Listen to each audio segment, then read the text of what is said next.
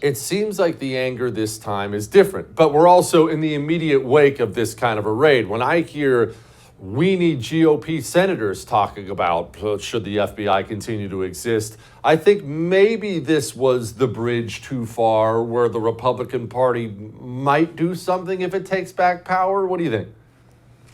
Well, I don't know what they're going to do, because you see Dan Crenshaw saying, standing for the FBI, which is a weird thing to come out and do at this point in time. So you wonder what the Republicans are going to do, right? We know that Grassley had a hearing, a so-called hearing, and Ray showed up, blew it off, and then said he had to leave early. And Grassley's shaking his hand. Oh, I'm sure you have other important things to do.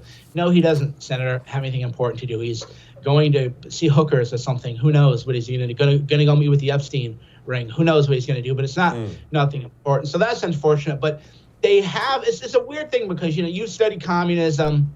I have. We've studied the Stasi.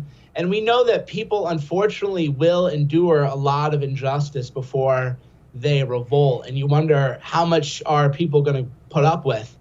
And that's why government has to function. That's why there has to be oversight, because you don't want people, like that knucklehead. And I think it was Ohio, he goes on Truth social media and claims that he's going to wage war or something on the FBI. And you wonder, is this guy an MK Ultra guy, or what's going on? But you don't want that. That's how the country disintegrates. That's how we become like the Middle East. So it's on the Congress to say, look, we're cutting your budget by 25%. You're done. We're cutting it for 25%. You can focus on real crimes. There's a lot of human trafficking happening. You can focus on that.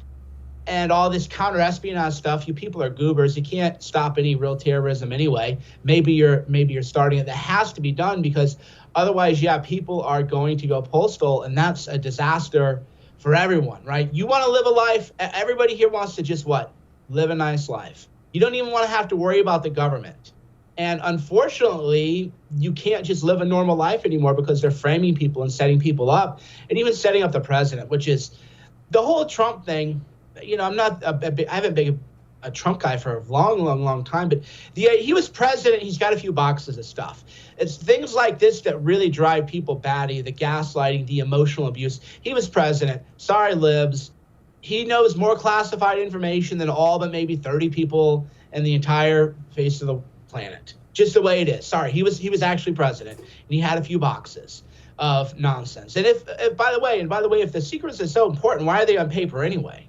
That's the whole thing is dumb, right? And I think that's why people are, again, kind of losing it. They're like, oh, you had nuclear secret. Then why were nuclear secrets on paper? What do none of it adds up. It's making people go batty. And maybe that's what the FBI wants. They just want more chaos, and they want people to lose their minds. And then, because then you have a mentally ill person do something bad, and then the FBI goes, see, that gives us more reason to crack down on people. But that's where we are, brother. It's an unfortunate thing, and it's up to Republicans to preserve the social order, and that requires accountability and defunding the FBI if necessary.